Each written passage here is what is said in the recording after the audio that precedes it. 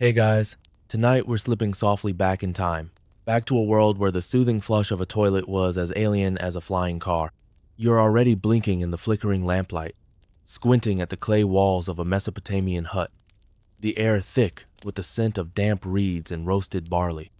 Your feet crunch on the packed earth floor, and you're grateful for the sandals that keep you one step removed from the mysteries lurking in the dark corners. You probably won't survive this because in a world without sewers, the morning trip to the latrine was an adventure all its own. So, before you get comfortable, take a moment to like the video and subscribe, but only if you genuinely enjoy what I do here. And hey, let me know in the comments where you're listening from and what time it is right now. Now, dim the lights, maybe turn on a fan for that soft background hum, and let's ease into tonight's journey together. You trudge down a narrow lane in the heart of Uruk, the city's first glow of dawn catching on the curve of clay brick towers. Somewhere behind you, a dog whines, sniffing at the ground with a grim determination that suggests it's not looking for dinner but something more fragrant. You keep your eyes forward, stepping over a trickle of water that's definitely not rain runoff. Because this isn't some pristine kingdom of marble and ivory, it's a living, breathing place where people ate, drank, and yes, squatted over pits in the ground. The earliest Mesopotamian toilets were little more than shallow ditches, carefully dug in the soft earth beside homes and workshops. These were the first bold attempts to keep the smells of life at bay, though, let's be honest. The smell was never very far behind. Historians still argue whether these primitive pits were true toilets or just convenient holes that doubled as compost heaps for the garden. Either way, they were a step up from simply squatting wherever your dinner disagreed with you. Clay lined to keep them from collapsing and sometimes covered with a thin reed mat, these pits were a humble start to something that would later be called sanitation. Imagine it. No porcelain, no seat to perch on, just a dark hole and a prayer that the worms below would be too busy to visit. In the dawn light, you see a woman balancing a pot of water on her hip, her brow furrowed as she tips it carefully into the pit. She's doing her best to keep the flies away, but the flies are winning. And so it goes in the city that gave birth to writing, to kings, and to the first, faint idea that even a toilet deserves a little dignity. Of course, it wasn't all open-air pits and ankle-deep puddles. In some homes, especially those of the well-to-do, clay pipes were laid to carry waste away, though they were hardly the quiet marvels of modern plumbing. Picture them more as stubborn little channels that clogged at the worst moments, leading to some creative problem solving with sticks and curses. But let's linger on the simpler moments first. You duck your head into a doorway and find a small chambera toilet room, if you're feeling generous. The air is close and damp, and the only light comes from a single oil lamp sputtering on a low shelf. In the center of the room, a clay-lined pit gapes like an expectant mouth. A reed mat is draped over it, worn smooth by countless mornings of relief. You crouch down, breathing in the scent of wet earth and something a bit sharper. The pit is deep enough to swallow the worst of the waste, but not deep enough to make you feel safe. It's a compromise, like so much in these ancient cities, a balance between necessity and what your nose can tolerate. It's easy to forget that for the Mesopotamians, these toilet pits were as much a part of daily life as the communal ovens where bread was baked. They were where the body's daily rhythms played out, where children learned to squat and balance without a modern seat to catch them. There was a rhythm to it. Wake up, stretch, and wander out into the morning to do what needed doing. No alarms, no flushes, just the quiet satisfaction of a job done before breakfast. You can almost hear the faint hum of flies, the splash of water poured to keep things moving. A small boy runs by, barefoot and grinning, a shard of broken pottery in hand, no doubt off to fetch more water for the pit, or to splash down the packed earth streets that double as open sewers when the rains come. And those rains, the lifeblood of the Tigris and Euphrates, but also the great equalizer of human waste. In the rainy season, those pits filled fast, and the streets turned slick and treacherous. The smell? Let's just say you'd better hope for a strong breeze from the north. You lean against the doorframe, breathing in the sticky, clay-scented air. It's not glamorous, but it's the start of something that will shape cities for millennia. The Mesopotamians were the first to see that the waste of life could be managed, tamed, and even put to work in the garden later on. They didn't have the luxury of our plumbing, but they had something just as important: the stubborn determination to keep their homes livable, one bucket of water at a time. And so you stand there, listening to the soft shuffle of feet and the quiet splash of water into the pit. Tomorrow, it will all begin again, the pits will be emptied, the flies will come back, and life will keep moving forward in the endless cycle of dirt and water, of breath and relief. The dawn is brighter now, the first rays of sun catching the tops of the reed huts and the clay rooftops of the city. You step outside, the earth cool beneath your feet, and you realize, in this world, without porcelain or polished brass handles, there's still something reassuring in the humble toilet pit. A promise that even in the messiest corners of life, there's a kind of order waiting to be carved out toned squat at a time. You keep walking through the city's narrow lanes, the air thick with the scent of last night's cook fires and the soft, persistent perfume of dung that never quite goes away. You're beginning to see that the story of Mesopotamian toilets is as much about the pots they used as the pits they dug. Because here in the land of clay and river mud, the humble chamber pot became a quiet hero of daily life. Your sandals crunch on the baked earth as you pass a cluster of homes built low and squat, their roofs thatched with reeds from the river's edge. In the shadows, a woman is scrubbing at a pot, her hands red from the clay slips she uses to seal cracks that have grown wide from years of use. This isn't some luxury bathroom fixturates, a pot that's seen better days, pressed into service long after its original purpose was forgotten. Historians still argue whether these pots were made solely for, well, let's be polite and call it night soil, or if they were the multi-purpose workhorses of the Mesopotamian home. Some say they doubled as bread bowls in the lean times. Others insist they were set aside, a small gesture of dignity in a world that didn't have much privacy. Either way, they're part of a quiet revolution in the art of managing waste. You watch as the woman tips the pot carefully, emptying it into a small trench lined with cracked pottery shards. The shards glint in the pale morning light, their jagged edges worn smooth by the centuries. It's a reminder that even in a world of mud and straw, the Mesopotamians knew how to make things last. When a pot cracked beyond repair, it didn't get tossed away, it got repurposed, finding new life in the bottom of a latrine or as a patch for a leaky roof. The pots themselves are a wonder of simplicity.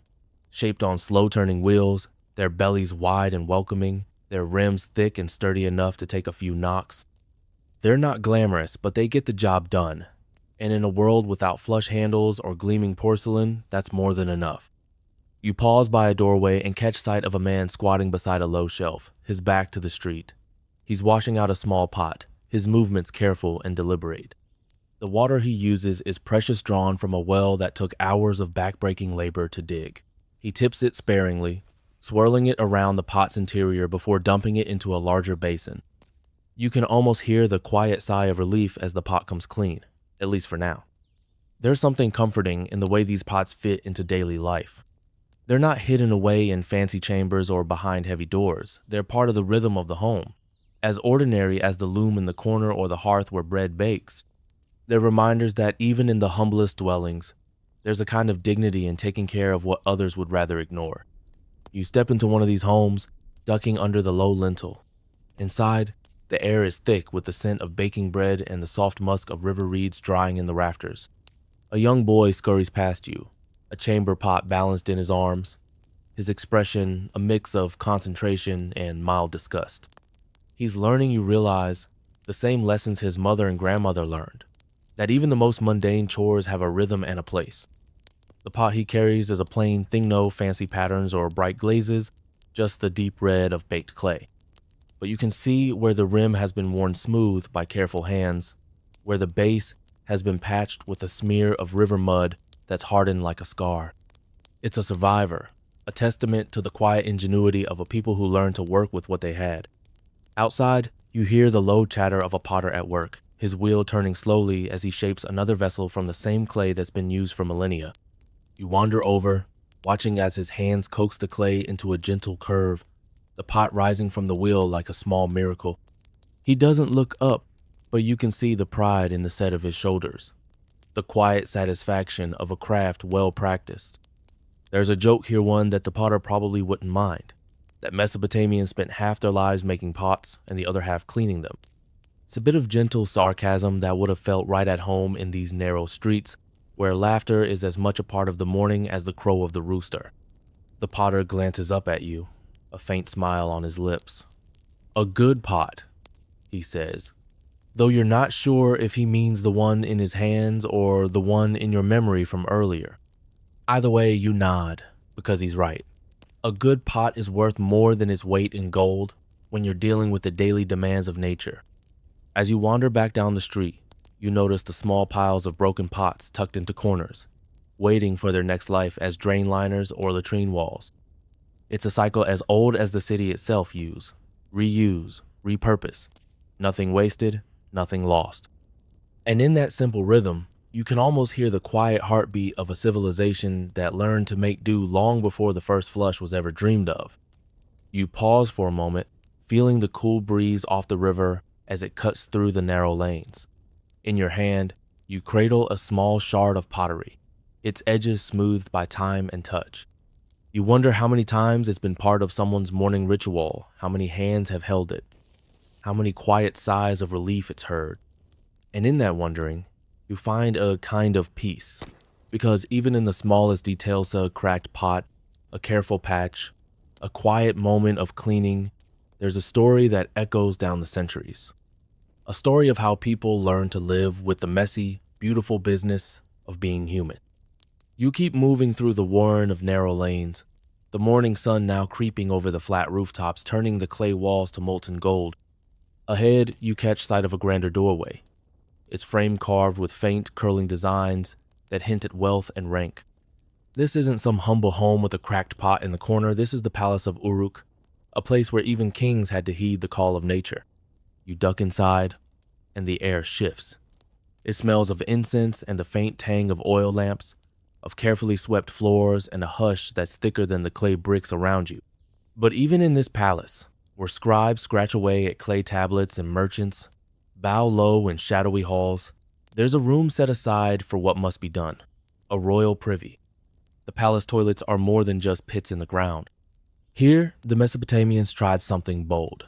Small rooms lined with baked clay bricks, built with careful angles to guide waste away from the royal backside and out into a larger channel that winds beneath the floors. The earliest indoor plumbing, if you squint and ignore the smell.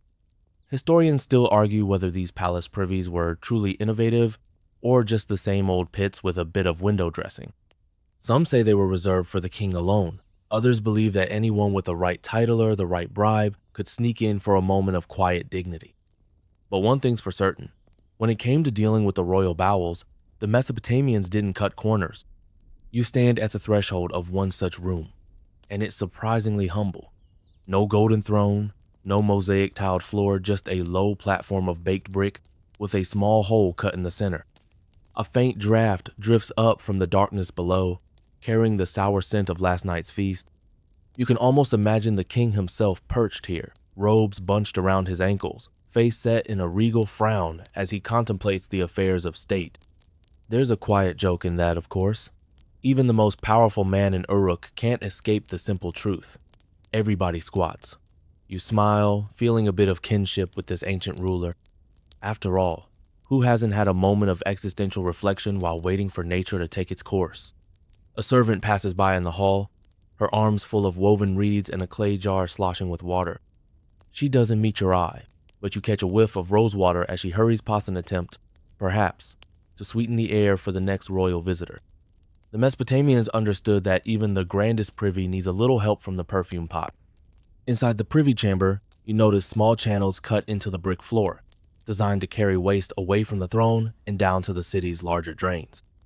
It's a marvel of practicality, even if it's not quite the luxury of a modern flush.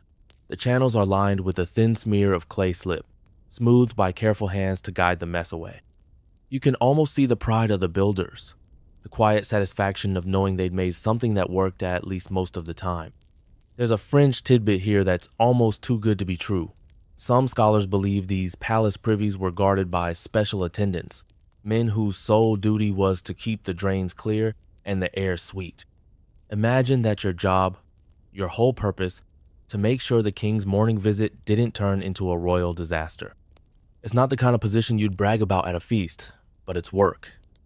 and work in Mesopotamia was as precious as water in the dry season. You hear a faint trickle of water somewhere below, the sound of a small channel carrying last night's dinner on its final journey. It's a soft, steady sound, almost meditative if you forget what's really flowing. In that hush, you realize that for all their power and wealth, the rulers of Uruk had the same worries as the potter's wife or the fisherman's son: how to keep the stink out of the house, how to find a little dignity in the daily mess.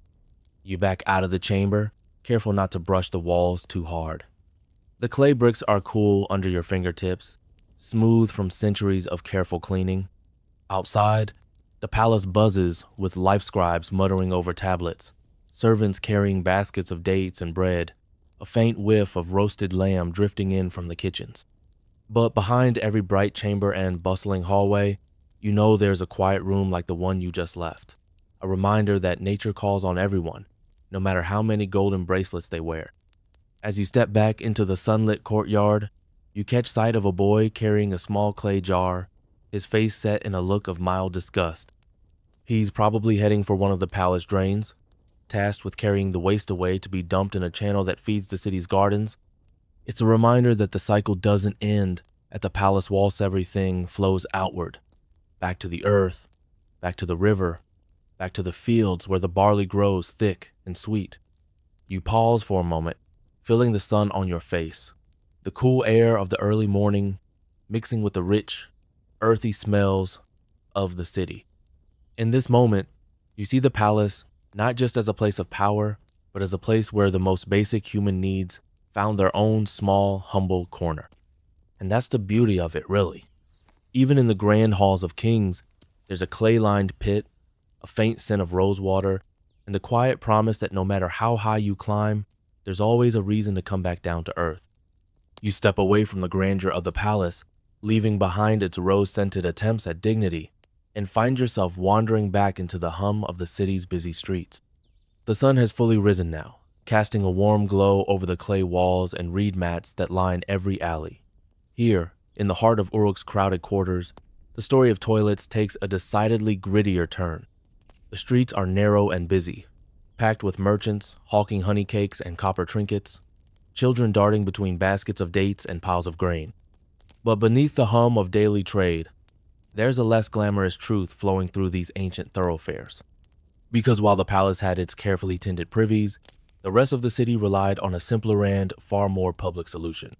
Public pits, dug at the ends of alleyways or tucked in the corners of shared courtyards, served as the communal toilets for the majority of Mesopotamians.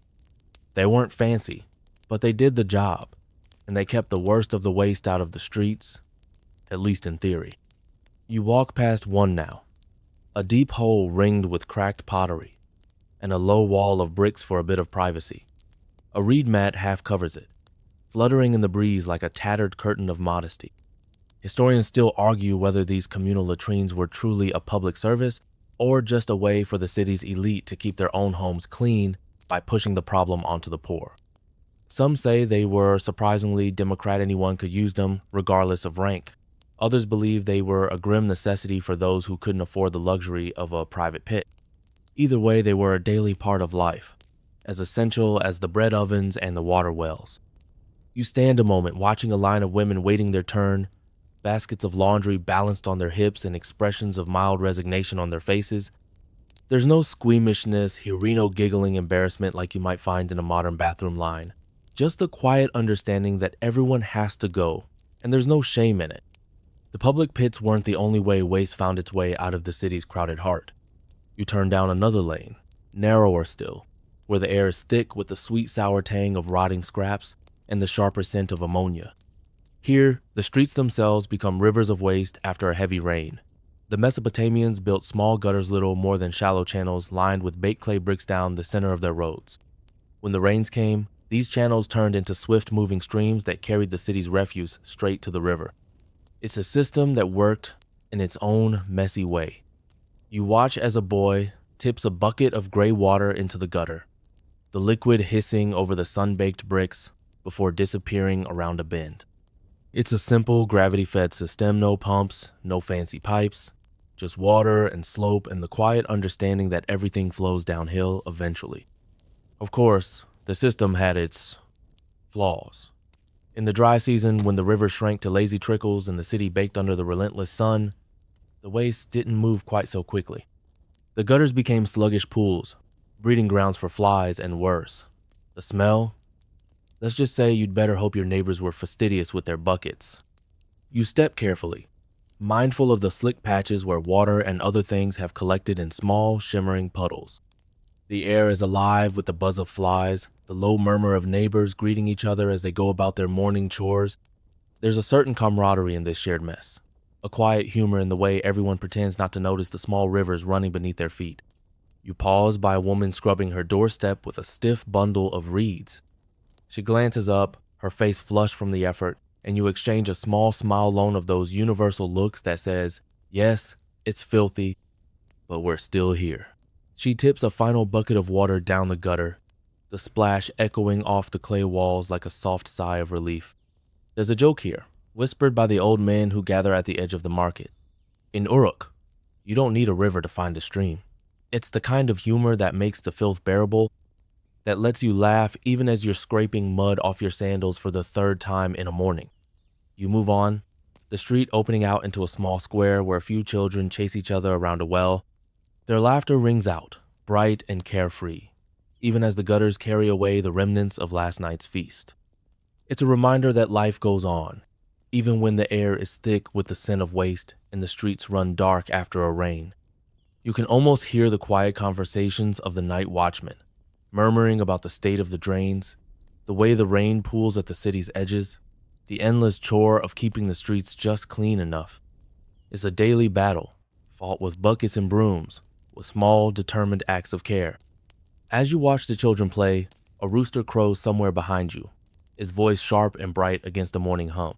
You smile, because even here, in the muddy alleys and the crowded public pits, there's a rhythm to it, a la dance of life and waste, of water and earth, of quiet dignity in the face of mess. You step back into the flow of the street, the clay walls warm against your shoulder, the chatter of the market rising around you. There's no flush, no polished tiles or sweet-smelling candles, but there's a kind of poetry in the way the city breathes, in the way it handles the messiest parts of life with a shrug and a laugh. And as you walk on, the low murmur of water in the gutter at your feet, you realize that in these streets of Uruk, there's a lesson that still holds true today. That no matter how grand the city, it's the small, dirty corners that keep it alive. You drift deeper into the maze of Uruk's streets, the buzz of morning trade giving way to the softer murmur of side alleys and hidden courtyards. The air here is heavy with the scent of damp clay and river water, a gentle hush broken only by the occasional splash as someone empties a basin into the gutter. You pause for a moment, leaning against a sun-warmed wall, and you start to notice something curious. A small, steady trickle of water weaving through the alleys like a quiet heartbeat. This isn't just the runoff from yesterday's laundry or the dregs of a pot washing session. This is an early attempt at something that feels almost magical, flushing. Because in the fertile crescent of the Tigris and Euphrates, the Mesopotamians discovered that a bit of water could do more than slake, thirst, or soften grain. It could carry away the worst of life's mess. You follow the trickle, curiosity pulling you deeper into the web of lanes. Here, the clay pipes snake beneath the packed earth, channels cut and lined by careful hands, guiding water from the city's wells and cisterns straight into the communal pits. It's primitive by modern standards, no gleaming pipes or smooth flush handles, but for its time, it's nothing short of brilliant. Historians still argue whether these early channels were truly designed as flush toilets or simply a convenient way to direct wastewater out of the home. Some say the Mesopotamians understood exactly what they were doing, using water as a natural broom to sweep away the worst of their daily leavings. Others believe it was more accidental, a side effect of irrigation channels that just happened to double as waste disposal. You bend low, peering into one of these ancient sluices where water glints in the half-light. The flow is gentle but insistent, a slow, patient washing that carries scraps of food, streaks of soap, and the quiet secrets of the human body out of sight and smell. It's not perfect, clogs are common, and the water isn't always fresh, but it's a start, a promise of cleanliness in a world that has precious little of it. You smile wryly, imagining the first person who thought to pour a bucket of water down a pit and realize that, hey, it made things a lot more bearable. A small flash of genius, born of necessity and the simple human desire to live without quite so much stink. In the distance, you hear the gentle slap of water against clay as someone rinses out a chamber pot, the rhythm of it as old as the city itself. You can almost see the scene. A mother, her face set in quiet determination, teaching her daughter the proper way to sluice out the family's waste, to keep the flies at bay and the neighbors from wrinkling their noses too hard. It's not glamorous work, but it's work that matters. Because in the dry heat of summer, when the river runs low and the streets bake hard as pottery, every trickle of water counts. A thin line of wetness in the dust becomes a lifeline, a way to keep the home from turning into a stinking den. You step into a courtyard where a small cistern squats, its mouth dark and cool. A boy lowers a bucket, his muscles straining as he hauls it back up, the water sloshing softly as he carries it to the corner where the family's latrine waits. He pours it carefully, his face serious as he watches the water swirl and vanish into the depths. There's a certain pride in his careful work, a sense that even the smallest act of cleaning is worth doing well. A fringe tidbit drifts into your mind. Some of these water channels were lined with crushed shells or pebbles to help filter the flow. A simple but clever trick to keep the worst of the waste from fouling the city's precious water supply. It's a detail that makes you smile, proof that even in the most basic acts of survival, the Mesopotamians found room for a bit of ingenuity. As you wander on, you notice how the channels weave in and out of the city's larger irrigation ditches, blending the needs of the field with the needs of the body. It's all connected.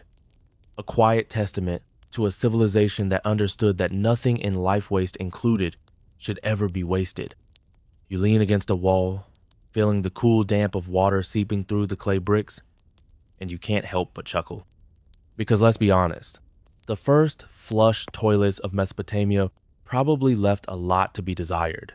There were no polished handles to jiggle, no comforting whoosh of modern plumbing, just a bucket, a channel, and the hope that the water would do its job. And yet, as you watch the slow dance of water down the narrow lanes, you realize there's something almost poetic in its simplicity. A soft, steady song of cleansing, of life moving forward one trickle at a time. You turn a corner and find yourself back in the open square, the rooster crowing bright and defiant in the morning light. Around you, the city hums with the quiet, relentless work of living. The shuffle of feet, the hiss of water in clay pipes, the low murmur of voices trading gossip and laughter. It's a world that understands that even the smallest trickle can make a difference, that even the most stubborn waste can be coaxed away by patient hands and a bucket of water.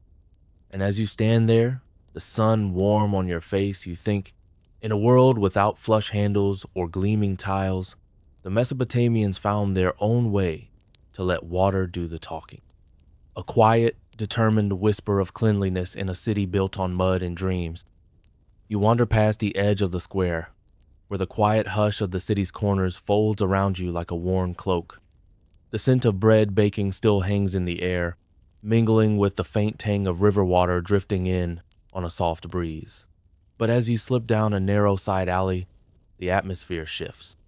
Here, among the crumbling clay walls and sun-bleached doorways, you catch glimpses of something deeper, something that speaks to the spiritual heart of the city. The Mesopotamians didn't just see toilets as a necessity of life.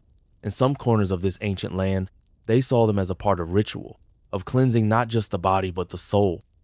You pause outside a small, low-roofed building, its doorway draped with a tattered reed mat that stirs faintly in the wind. This is no humble household latrine, this is a sacred bathhouse, a place where the water carries more than just waste away. Inside, the air is thick with steam and the warm, sweet scent of rosewater. Candles flicker along narrow ledges, their soft light dancing on walls that have been worn smooth by centuries of careful washing.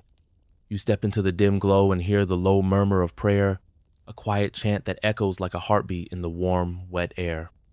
Historians still argue whether these sacred bathhouses were truly places of worship or simply a practical way to keep the faithful from trekking filth into the temples. Some say the water itself was seen as divine, a liquid thread that linked the mundane world of daily life to the mysteries of the gods. Others believe it was a more prosaic arrangement. A clean body was a sign of respect, a humble offering to the spirits who watched over every household and hearth. You move deeper into the bathhouse, the floor slick with the sheen of water, your footsteps muffled by the gentle rush of a hidden channel that carries the runoff away. In the center of the room stands a wide basin of carved stone, worn smooth by generations of hands. A woman kneels beside it, her hair bound in a simple linen cloth, her fingers cupping the water with a reverence that speaks of something more than just dirt and sweat. She glances up, and for a moment your eyes meet. There's no shame in her gaze, no embarrassment in this act of washing, only a quiet certainty that the water is as much a part of life as breath itself. She tips the water over her shoulders, the droplets catching the candlelight like a shower of stars. A fringe tidbit floats into your mind. In some of these bathhouses, the water was perfumed with crushed flowers and herbs, lavender, mint, even a hint of sweet myrtle. A simple luxury perhaps, but also a reminder that cleanliness wasn't just about the body.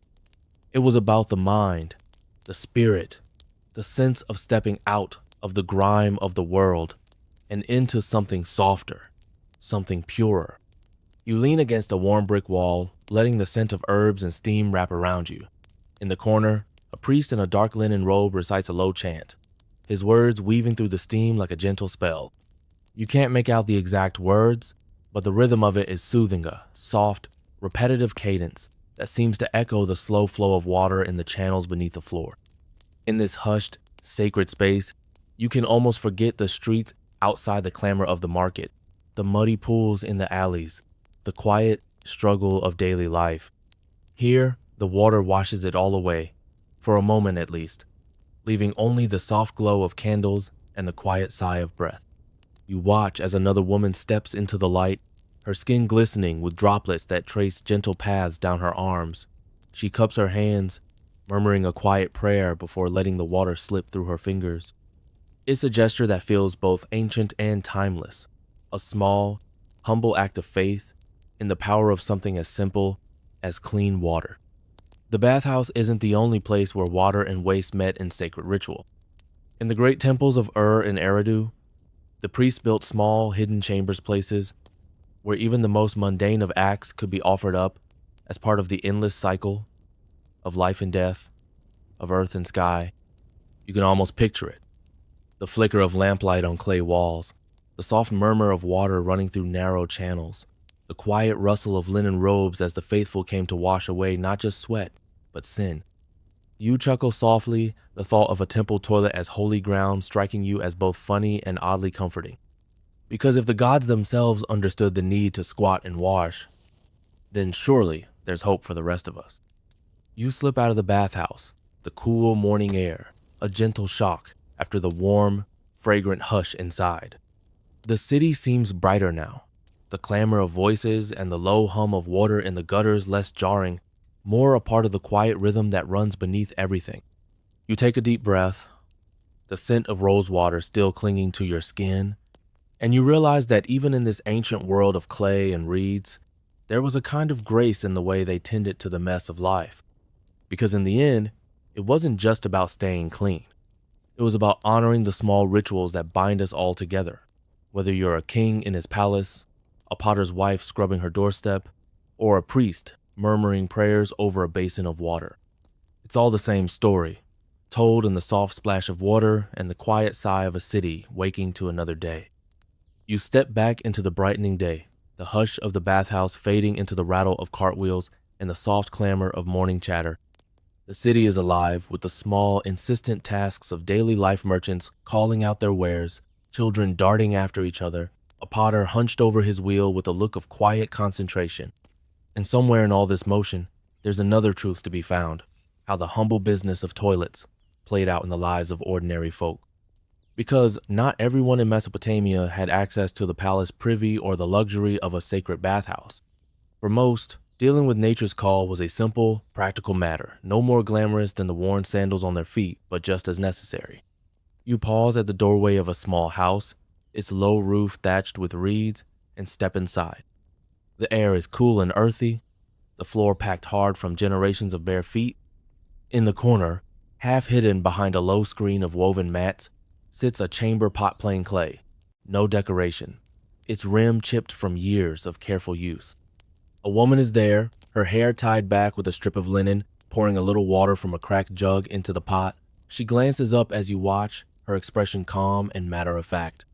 There's no embarrassment in her gaze, no sense that this humble task is anything but part of the rhythm of her day. Historians still argue whether these chamber pots were reserved for nighttime emergencies or used throughout the day, a small courtesy to keep family life a bit more private. Some say the Mesopotamians preferred the public pits whenever possible, a chance to gossip and share a few moments of community, even in the most mundane of tasks. Others insist that the privacy of the chamber pot was a small luxury, a way to keep the worst of life's messes behind closed doors. You watch as the woman rinses the pot with a few careful splashes, tipping the water out into a small trench that runs along the base of the wall. The trench leads away from the house, joining with others in the alley beyond a quiet, communal network of channels that carries away the waste of the city one bucket at a time. It's not glamorous, but it's clean enough. And in a world where sickness lurks in every puddle and stagnant pool, that's worth more than gold. A fringe tidbit comes to mind. Some families kept a small pot of ashes beside the chamber pot, sprinkling it in after each use to help with the smell. It's a simple trick, and a surprisingly effective one. Ashes soak up the worst of it, turning the air from foul to bearable in the space of a single scoop.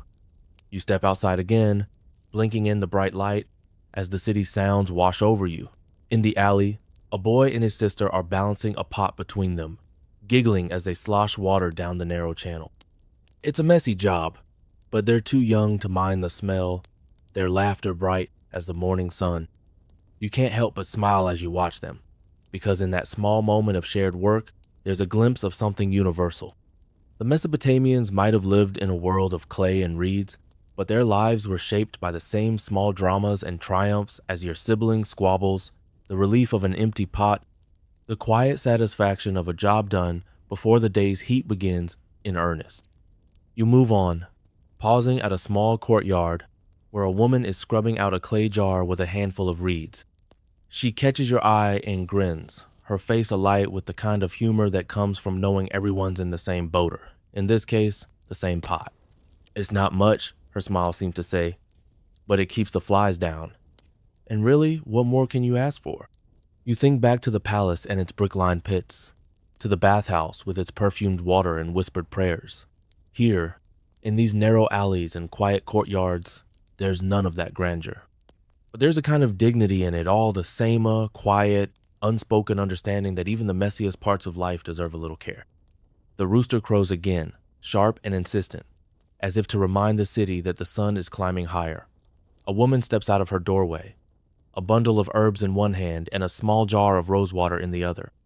She tips a splash of it over the doorway, the scent of roses mingling with the warm, dusty air. It's a small gesture, a way of saying that even in a world of cracked pots and muddy gutters, there's room for beauty. You lean against the sun-warmed wall, feeling the rough clay beneath your fingertips. In this quiet moment, you realize that these humble corners of the city are just as much a part of its story as the towering ziggurats and grand temple halls. Because here, in the soft splash of water and the low murmur of voices, you see the beating heart of Mesopotamia, a people who knew how to live with the dirt, to shape it into something that could hold not just waste, but a kind of grace. You step back into the flow of the street, the chamber pots and water channels fading into the steady hum of daily life. And as you walk on, the sun bright on your shoulders and the scent of rosewater still clinging to the air, you think, maybe there's a lesson here in the quiet dignity of these ancient homes. A reminder that even in the simplest axe scrubbing a pot, rinsing a trench, sharing a laugh, there's a kind of magic that no king's throne can match. You wander deeper into the tangled alleys of Uruk, the sun climbing higher now, turning the clay walls to shimmering gold and the narrow lanes to rivers of dusty heat. But even as the city bustles around you, you catch glimpses of something stranger, something that whispers of the Mesopotamian mind where the daily work of waste wasn't just about cleanliness, but about spirits, gods and unseen guardians watching from every shadow. Because the Mesopotamians didn't see their toilets and trenches as mere holes in the ground. They saw them as part of a larger, messier, and somehow holier world, one where everything, even the humblest chamber pot, had a place in the great dance of life and death.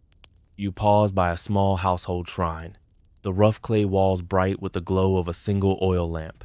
It flickers gently, throwing shadows that dance across a row of tiny clay figurines lined up in a careful row. These aren't just decorative trinkets. They're household godsmall protectors of hearth and home, of bread and water, and of everything that flows out as well as in. Historians still argue whether these household gods were worshipped for protection from illness or simply as comforting figures to make sense of the smells and the sludge.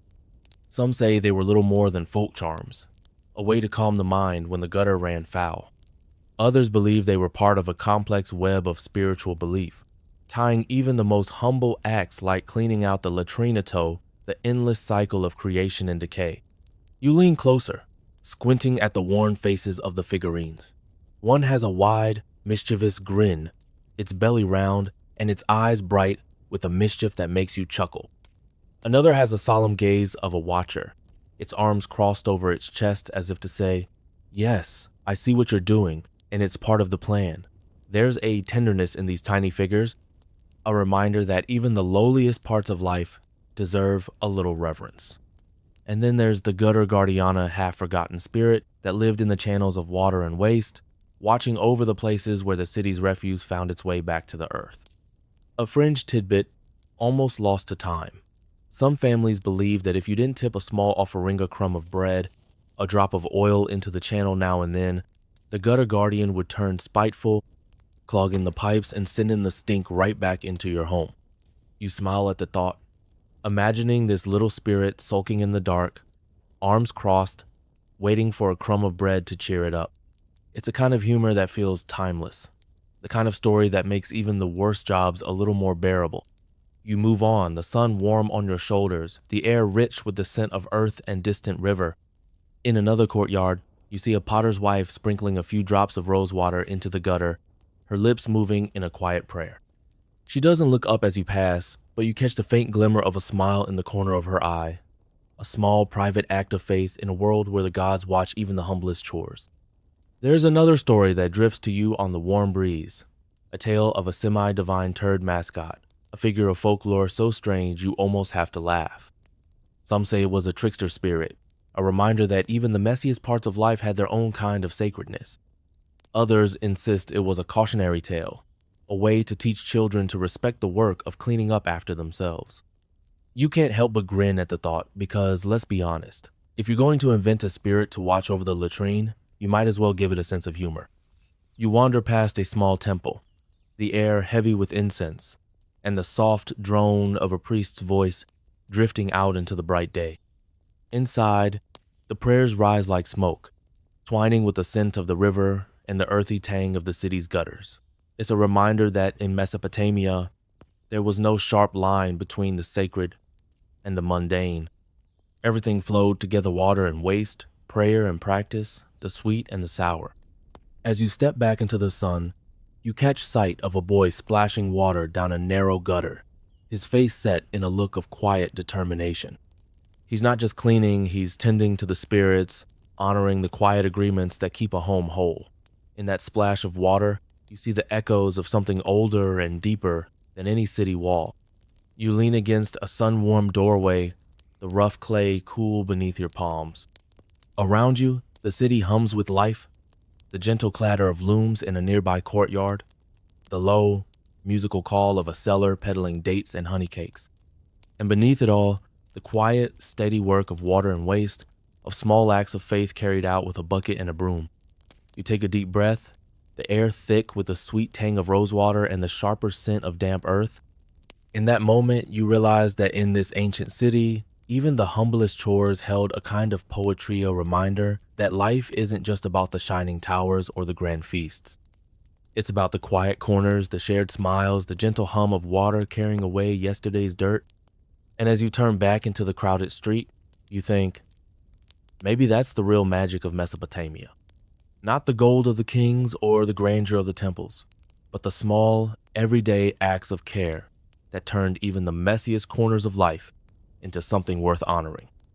You step away from the quiet guardians of the gutter and find yourself in a small market square, the air alive with the calls of merchants and the bright flutter of woven cloth in the breeze.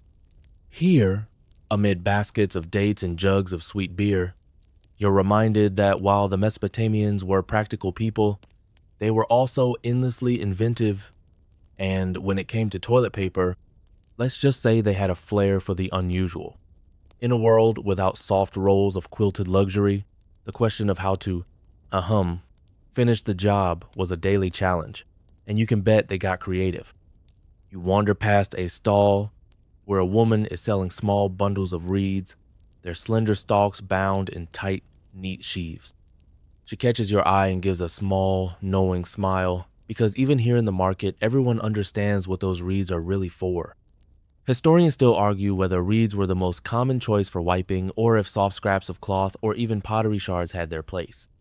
Some say the poor made do with river mud or a handful of moss, while the rich had servants to rinse and scrub linen rags until they were almost as soft as the down of a goose. Others insist that no matter how grand your house, you'd end up grabbing whatever was closest when the moment struck. You pause beside a low wall where an old man is whittling away at a piece of broken pottery, the shards smooth and curved in his hands. It's a curious thing, this reusable toilet paper of baked clay, a fringe tidbit that makes you chuckle. In some households, these pottery wipes were carefully rinsed and left in the sun to dry, a cycle of cleaning and reuse that would make modern germaphobes shiver. You can't help but smile as you imagine the conversations that must have taken place around these humble tools. Are you using my favorite shard again? Someone might grumble, the kind of domestic squabble that transcends centuries. It's a gentle, human moment in the midst of all the earthy business of living. You wander on, the sharp scent of mint and crushed herbs wafting from a nearby stall.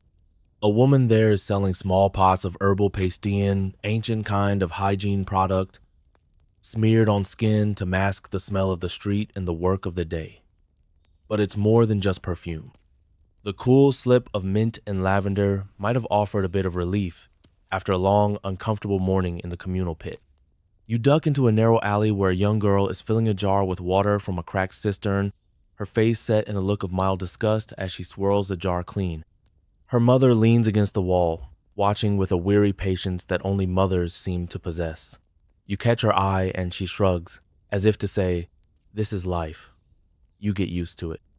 The Mesopotamians didn't shy away from the practical challenges of life. In fact, they embraced them with a kind of stubborn pride.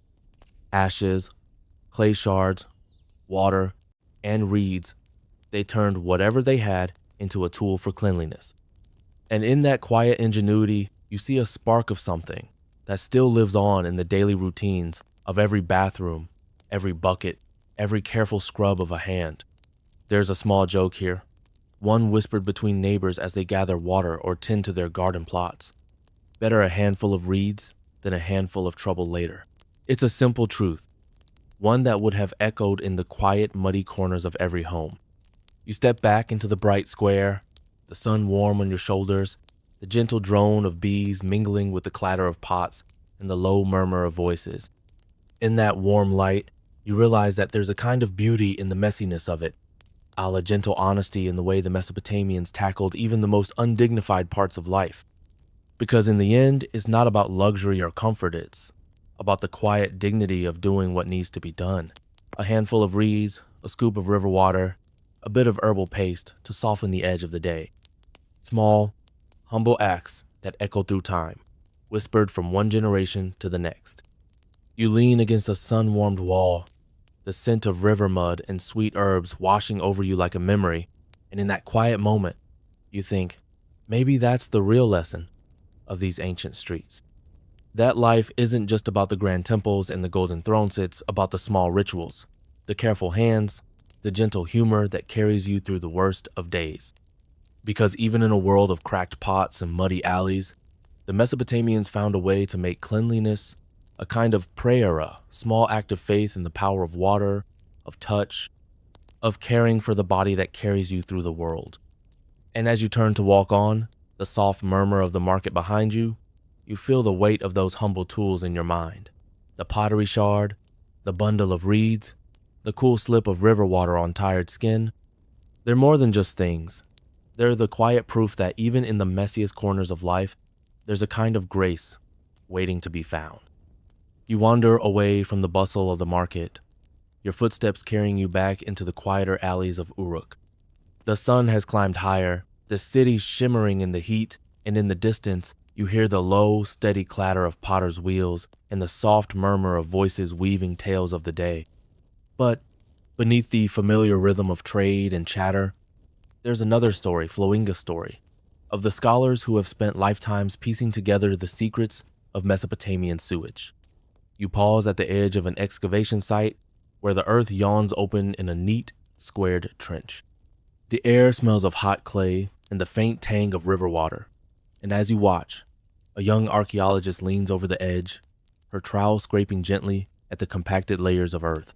She's hunting for the traces of the ancient pipes and pits that once carried away the city's waste secrets hidden in the mud for thousands of years. Historians still argue whether these layers of filth and broken pottery shards are just evidence of daily life or a window into the soul of a civilization. Some say the pattern of waste, the sudden flood of broken pots, the shifts in clay pipe design tells the story of famine and feast, of war and peace, of cities growing and falling. Others believe the scholars are reading too much into a pile of ancient poop. You smile, watching the careful way the archaeologist works, her hands moving with the same reverence you saw in the bathhouse priest's prayers. Because here in the dirt and the stink, she's searching for something more than just broken pipes. She's searching for the quiet truths of daily life, the small rituals that don't make it into the grand epics or the kingly decrees. A fringe tidbit flits through your mind on that's almost too perfect to be true. In one layer of ancient waste, a clay tablet was found, its cuneiform script carefully etched with complaints about the stench of the drains. It's a small, human note in a sea of royal proclamations, proof that even in the heart of the world's first cities, people were grumbling about the same problems that still plague apartment buildings and office blocks today. You watch as the archaeologist straightens, brushing the sweat from her forehead. She smiles at you, her eyes bright with the thrill of discovering, maybe a bit of weariness from hours spent in the sun, coaxing secrets from the dirt. She lifts a small shard of clay, turning it over in her fingers, and you see the faint curve that once formed the edge of a pipe. It's a fragment of the ancient plumbing that carried away the city's refuse, a puzzle piece in the story of how Mesopotamia learned to manage the messy truth of life. As you move on, the street opens up into a small square, where an old man squats by a broken pipe jutting from the wall. His fingers trace the cracks with the same patient care you saw in the archaeologist's brush. You wonder if he's thinking about how the water once flowed here, how the quiet trickle of the gutter once carried more than just mud and straw. The scholars have spent lifetimes debating the purpose of these pipes, whether they were purely for waste or also for the water that gave life to the gardens and the fields beyond the city walls. Some believe the pipes were part of an elaborate system of irrigation, a network that fed the barley fields and the date groves as much as it kept the alleys of Uruk clean. Others argue they were simply the best the Mesopotamians could manage, a patchwork of clay and hope that worked just well enough to keep the worst of the stink at bay. You lean against a sun-warmed wall, the scent of river mud and baking bread mingling in the air. In this moment, you see how the city itself was a living thing breathing, growing, flushing itself clean in the simplest of ways. And in that steady hum of water and clay channels, you hear the echoes of the same questions that shape your own world. How to keep the mess at bay, how to balance need and waste, how to live with the stink without losing your sense of humor. You catch sight of a young boy playing at the edge of a small pool of water, his hands splashing and his laughter echoing off the clay walls. He doesn't seem to care where the water comes from, or what secrets it carries with it. For him, it's just water, a cool relief in the heat of the day, a small moment of joy in a world that's always moving, always flowing. And maybe that's the real lesson here, that even in the slow, patient work of digging through layers of ancient waste, there's something to be found. A glimpse of the lives that came before, of the hands that shaped the pipes and the pots, of the quiet determination that turned even the messiest corners of life into something that could be lived with, if not always loved.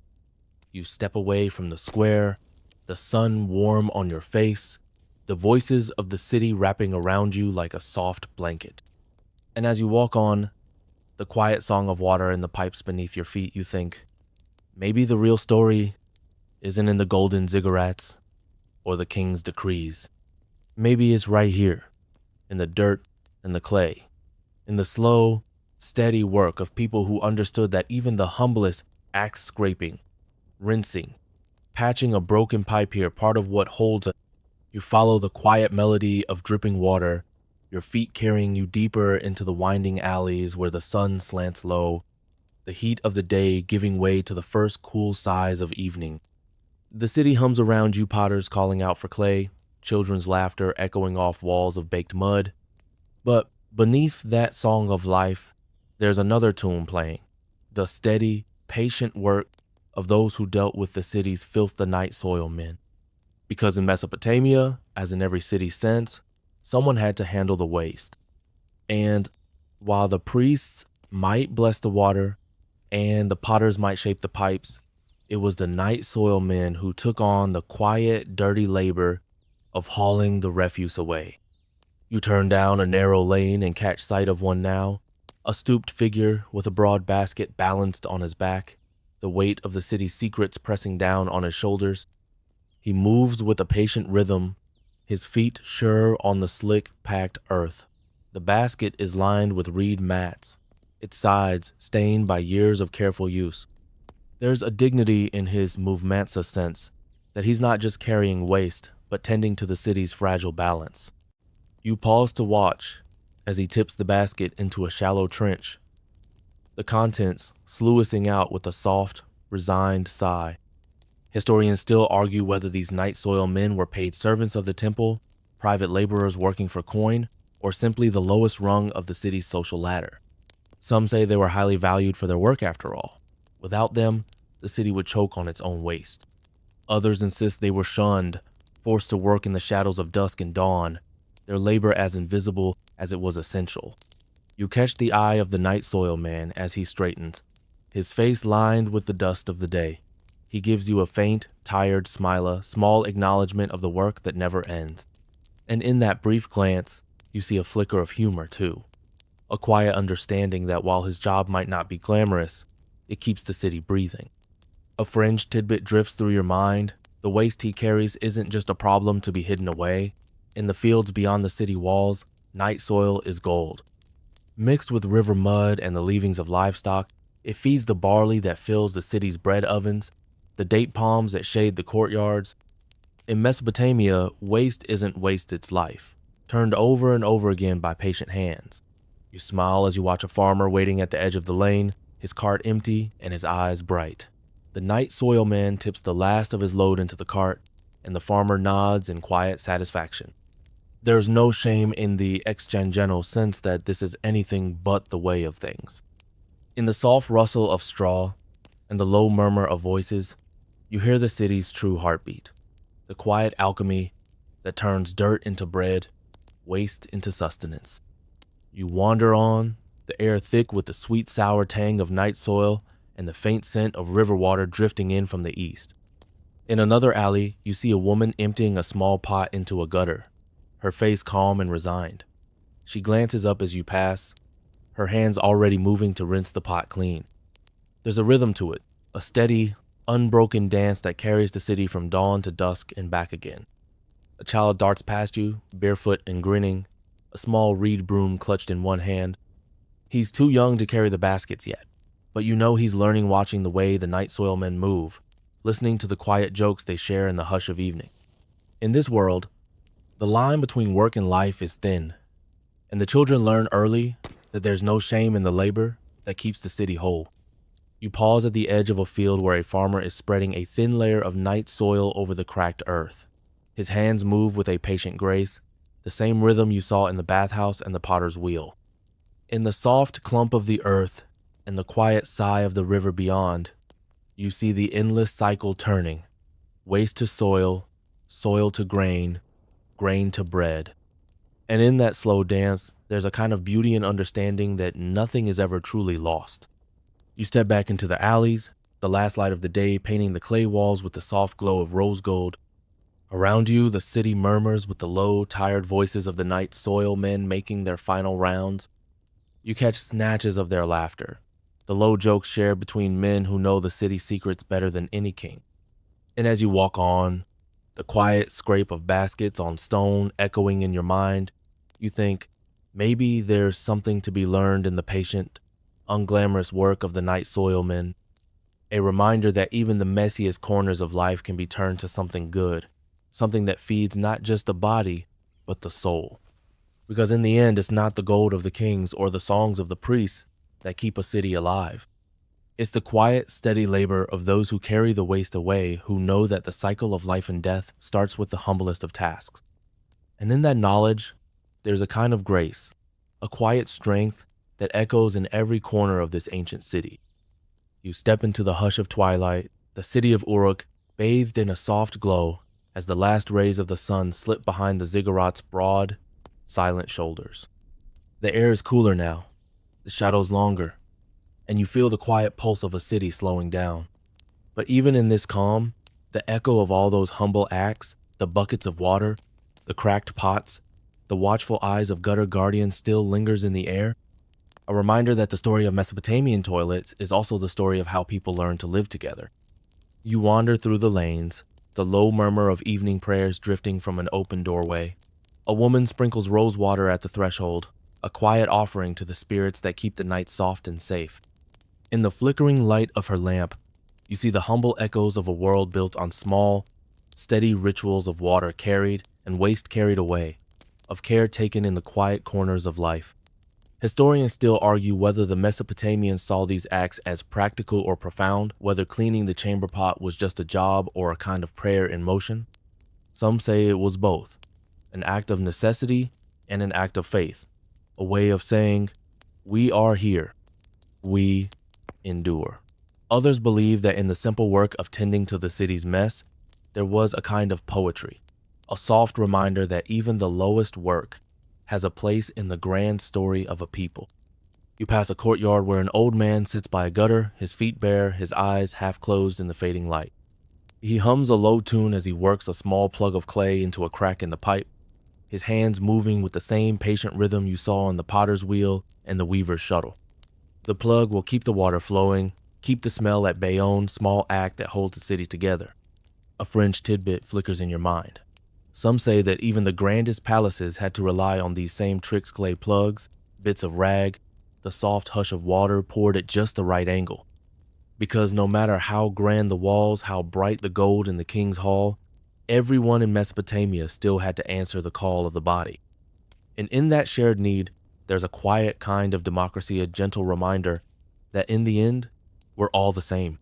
You watch as a young boy runs past, a basket of rushes balanced on his hip, his laughter bright in the dusky air. He's learning the rhythms of the city, how to scoop water from the river, how to tip a pot just so, how to scrub the floors clean before the first light of dawn. It's not glamorous work, but it's work that matters, work that says, this is our home and we will keep it whole. You turn down a narrow alley, the walls cool against your fingertips, and you see the small signs of life winding down for the night. A mother rinsing a pot by lamplight, a father patching a crack in the gutter with a practiced flick of his wrist, a rooster settling on a rooftop, its bright crow silenced for the evening. The city breathes in the hush, the low music of water and clay channels carrying the last secrets of the day away. And you think of how those early toilets and gutters, those buckets of water and bundles of reeds, have shaped the world you know now. The soft whisper of a flush, the gleam of white porcelain, the quiet luxury of a room built for nothing but relief chores of a time when people learned that even the messiest parts of life could be tended to with care. You pause for a moment, breathing in the scent of warm earth and river reeds, the air heavy with the weight of thousands of years. And you realize that in those ancient pits and pots, in the soft splash of water in the dusk, there's a kind of comfort, a promise that no matter how much changes, the rhythms of the body, the quiet rituals of cleaning and caring, remain the same. Because in the end, the story of Mesopotamian toilets isn't just about where people went or how they wiped. It's about how they lived, how they carried the weight of their days with dignity, how they found small joys even in the stink and the sweat, how they turned the humble work of waste into a kind of quiet grace. You step out of the alley, the city's last light fading into the soft blue of evening, and you smile. Because you know that, in the end, every flush, every pipe, every small act of cleaning is part of a much larger story that began here, in the hush of Uruk's alleys and the gentle song of water carrying the past away.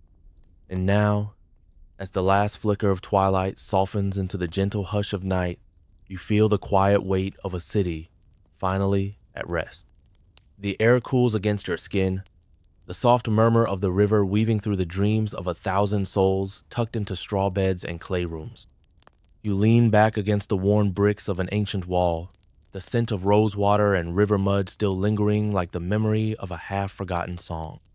The streets are empty now, save for the soft shuffle of a watchman's feet and the low, sweet sigh of a distant flute. Somewhere, a candle flickers in a window, its glow a small promise of warmth against the encroaching dark.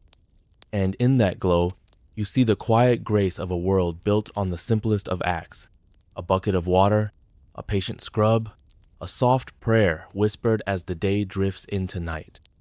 You close your eyes for a moment, letting the slow breath of the city wash over you. The mess and the music of life, the laughter and the stink, the endless dance of waste and renewal all of it, wrapped in the gentle hush of dusk. And as you breathe in, you feel the soft echo of those ancient voices, the quiet strength of hands that turned even the filthiest chores into something worth tending. So let the night settle around you like a blanket. Let the soft hum of history fade into the gentle cadence of your own breath. In the end, it's not the grandeur of temples or the songs of kings that keep the world turning. It's the small acts, the patient labors, the quiet dignity of caring for what must be done. And in that soft hush, you find a promise that even in the humblest of tasks, there's something beautiful waiting to be found. End of script. Sweet dreams.